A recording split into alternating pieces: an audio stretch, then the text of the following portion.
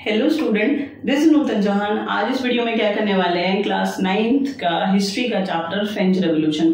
इससे पहले की वीडियो में मैं 1st to 5th unit slavery system, women condition, causes of French revolution, during revolutionary war, France condition and people, Jacobin club, ठीक है, एक एक चीज, फ्रांस कब रिपब्लिक बना, कॉन्स्टिट्यूशनल रिपब्लिक कब बना, डायरेक्टरी रूल, हर चीज आपको छोटे छोटे पार्ट्स में, छोटी छोटी वीडियो में समझा चुकी हूँ। आज इस चैप्टर को क्लोज करेंगे, लास्ट यूनिट में हैं हम, ठीक है। करें शुरू। The revolution and everyday life. देखो, जब क्रांति हुई, जब बेटा क्रांति होती है ना, तो ये यूनिवर्सल ट्रुथ है कि समाज में परिवर्तन होगा। बहुत इंपॉर्टेंट है। आपसे 1 नंबर में पूछ लें, आपसे 2 नंबर में पूछ लें, या आपसे 3 नंबर में पूछ लें कि जब क्रांति हुई तो लोगों पर क्या असर पड़ा। भाई, क्रांति हुई 14 जुलाई 1789, हुई तो हुई। पहला इंसिडेंट, क्रांति एक दिन में तो खत्म नहीं होती है, लोगों ने अलग अलग जगह पर अटैक करना शुरू करा, लेकिन सबसे पहले कहां पर करा? बस्टाइल पर करा। क्यों करा? Because it was stood as a despotic power of king. राजा की अनलिमिटेड पावर्स के रूप में वो खड़ा हुआ था, एक स्थान था, ठीक है, फोर्ट्रेस है, किला है, जेल के रूप में यूज होता था, वो मैं सब आपको करा चुकी हूँ। तो लोगों ने सबसे पहले वहां उसको अटैक करा, यहां से बिगिनिंग हुई फ्रेंच रेवोल्यूशन की। क्रांति हुई, लंबे टाइम तक चली, राजा को गद्दी से उतार दिया गया, ठीक है, फ्रांस। लेकिन अगर फ्रांस में कोई बहुत बड़ा परिवर्तन क्रांति से हुआ है तो वो क्या हुआ है, वो अपने दिमाग में भरो। एवरीडे लोगों की लाइफ पर क्या असर पड़ा, जरा देखो। One important law that came into effect soon after the storming of Bastille in the summer of 1789 was the abolition of censorship. Please बेटा, abolition of censorship। अब ये बात को समझो। वो ये कह रहे हैं कि जब 1789 पर बस्टाइल को स्ट्रॉन्ग किया गया, तोड़ा गया, अटैक किया गया उसके ऊपर, और यहाँ से फ्रेंच रेवोल्यूशन हुआ, ठीक है, तो जो सबसे बड़ा परिवर्तन हुआ है लोगों की लाइफ में वो है अबॉलिशन ऑफ सेंसरशिप। सेंसरशिप को खत्म कर दिया गया, ठीक है, कर दिया गया। ये बहुत बड़ा परिवर्तन है। क्या है सेंसरशिप?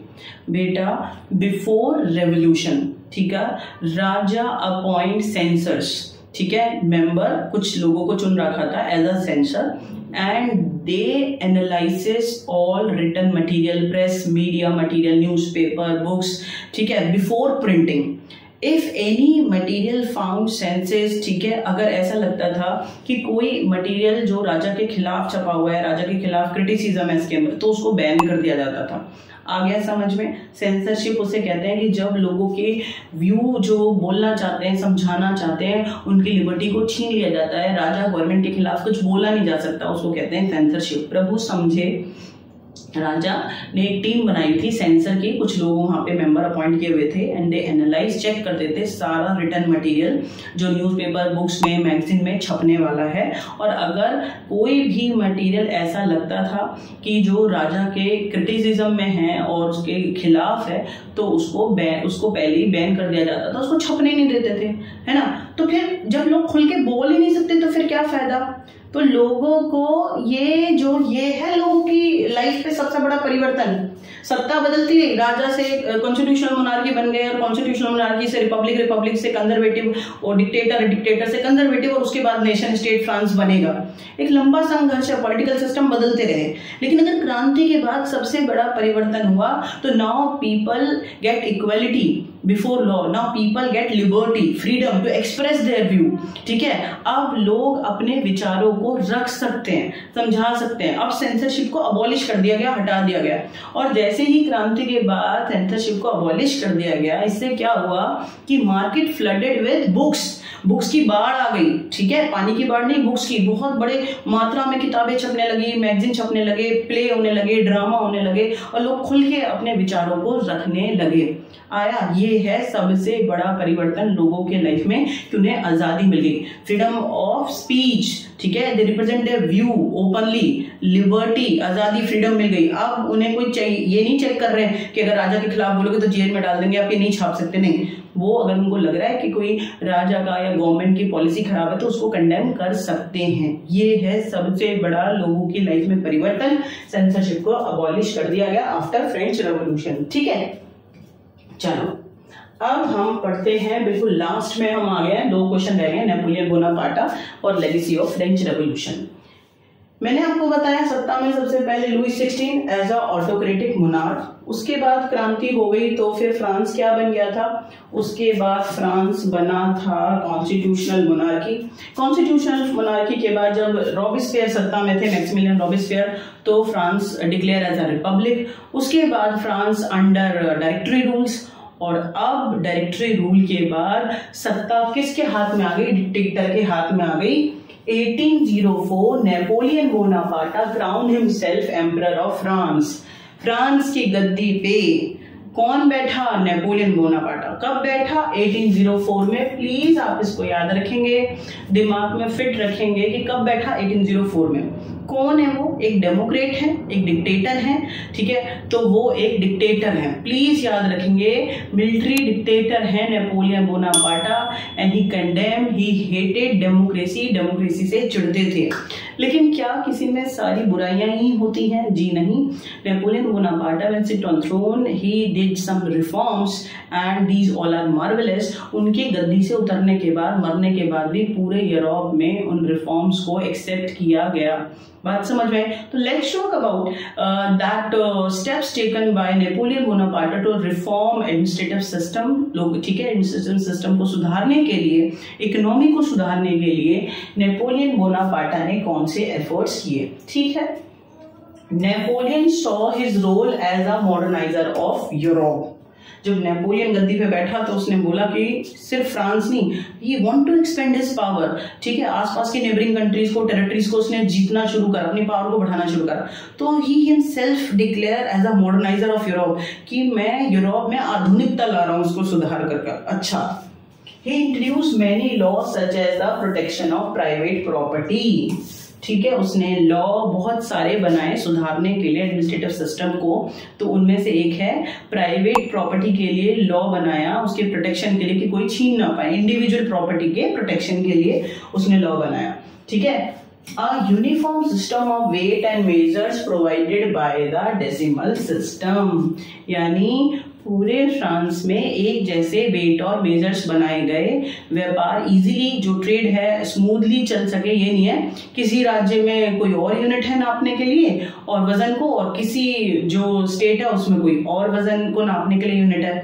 तो स्टैंडर्ड यूनिट उसने बना दी वेट और मेजर्स की, डेसिमल सिस्टम को इंट्रोड्यूस कर दिया कि नापने तोलने के लिए जो चीजें हैं वो एक ही तरीके से उन्हें नापा तोला जा सके और कंफ्यूजन ना हो ट्रेडर्स को, मर्चेंट्स को, ठीक है। तो बहुत अच्छी बात है, इससे व्यापार बहुत स्मूथ हो जाता है। अगर आपके देश में मान लो भारत में 28 राज्य और 28 राज्यों में अलग अलग वेट और मेजर्स, चीजों को नापने तोलने के लिए अलग अलग यूनिट हो, तो आपके रोने छूट जाएंगे, कहीं 5 किलो उतरेगा, कहीं 4 किलो उतरेगा, चीज उतनी है, समझ रहे हो।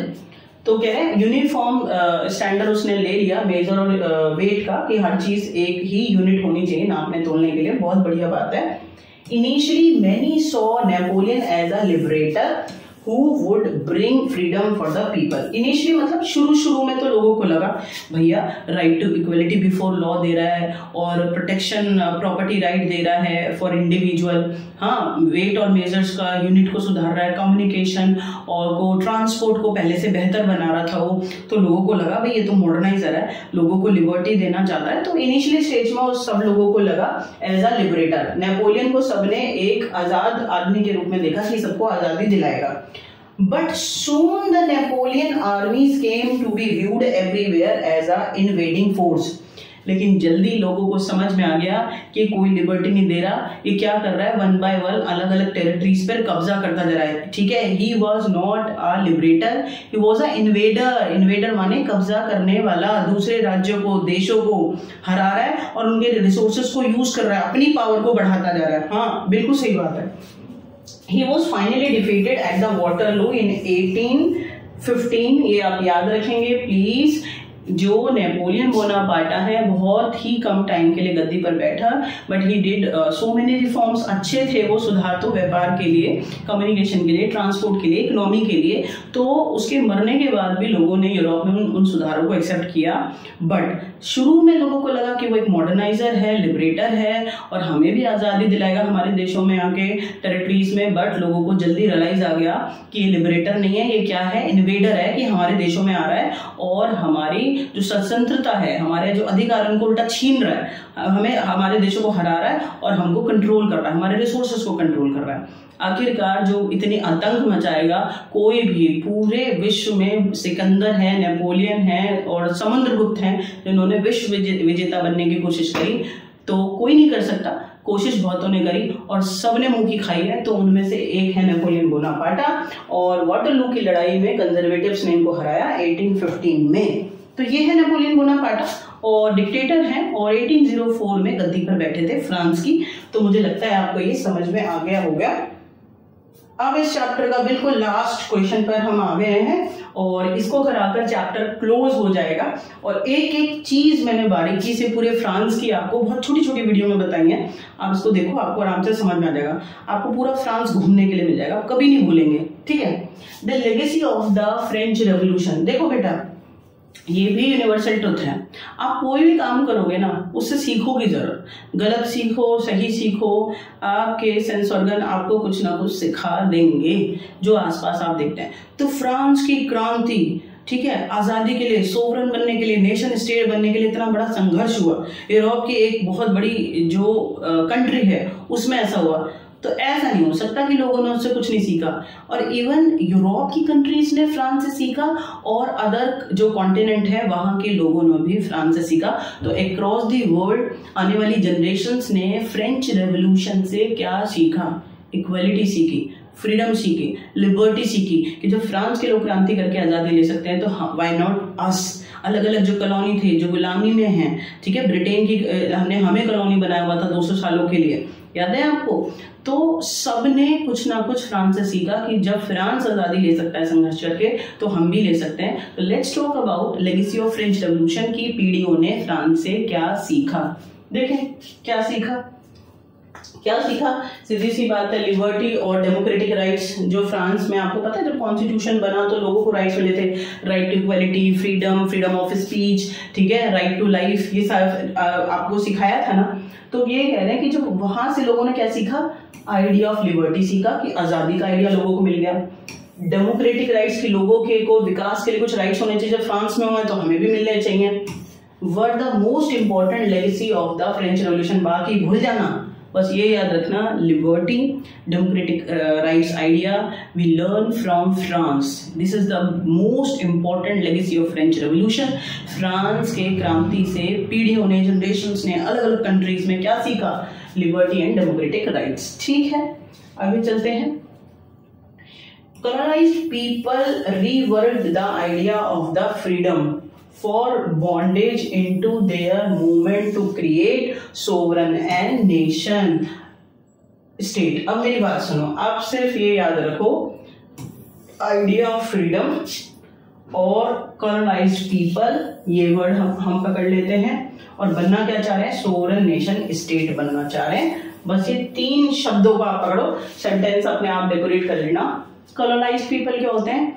यानी जो बड़ी कंट्री होती है ना, रिच और रिसोर्सफुल, वो छोटी कंट्री को कॉलोनी बना लेती है, उसको हरा देगी और उसके रिसोर्सेज को एक्सप्लॉइट करेगी। जैसे ब्रिटेन है यूरोप की कंट्री और 200 सालों के लिए उन्होंने हमें डिफीट करा और हमें कॉलोनाइज्ड पीपल बना लिया, हमें कॉलोनी डिक्लेयर कर लिया। हम ब्रिटेन की कॉलोनी थे 200 सालों के लिए। वो अपने फायदे के लिए हमारे सारे रिसोर्सेज को, एग्रीकल्चर, इंडस्ट्री, लोगों को एक्सप्लॉइट करते थे। हाँ, तो जो कॉलोनाइज्ड पीपल हैं अलग अलग कंट्रीज में, अलग अलग कॉन्टिनेंट में, they all are influenced by French revolution की। अरे जब फ्रांस में आजादी मिल सकती है तो वी ऑल्सो स्टार्टेड स्ट्रगल और मूवमेंट टू बिकम सोवरेन और नेशन स्टेट। हम भी आजादी के लिए लड़ेंगे, हम भी क्या बनेंगे? सोवरेन नेशन स्टेट, जहां पर आजादी होगी। नेशन स्टेट राष्ट्र राज्य, जहां चुनी हुई सरकारें होंगी, लोगों को अधिकार मिलेंगे। तो colonized people also influence with the French revolution and they also believe with the movement, अगर हम आंदोलन करें तो we become sovereign nation state, हम भी नेशन स्टेट बन सकते हैं। ठीक है भाई, आगे आ जाओ। टीपू सुल्तान और राजा राममोहन राय को तो सब जानते हैं, हिस्टोरिकल पर्सनैलिटी हैं।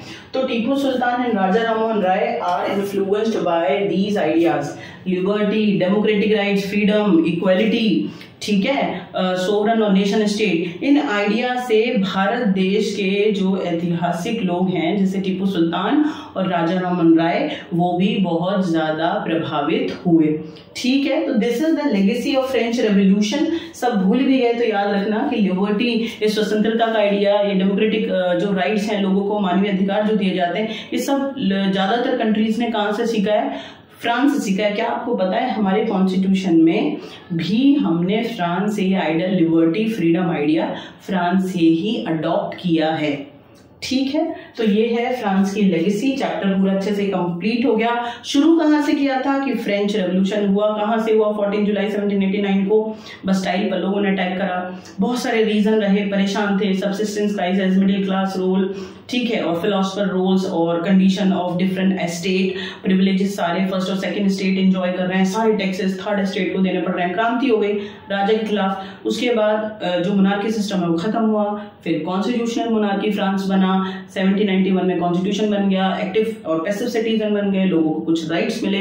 कॉन्स्टिट्यूशनल मोनार्की से फ्रांस रिपब्लिक बन गया, फिर डायरेक्टरी रूल के अंडर आ गया, फिर डिक्टेटर के अंडर आ गया फ्रांस। औरतों की क्या कंडीशन थी, कब लड़कियों को वोटिंग राइट मिला, स्लेवरी सिस्टम क्या कंडीशन है, कब स्लेवरी सिस्टम को अबॉलिश किया गया। तो एक एक कर एक एक चीज मैं आपको बता चुकी हूँ। अगर आप एक बार ध्यान से सुनेंगे तो आपको समझ में आ जाएगा। नेक्स्ट वीडियो में नेक्स्ट चैप्टर डिस्कस करेंगे। तब तक के लिए बहुत खुश रहो और पढ़ते रहो।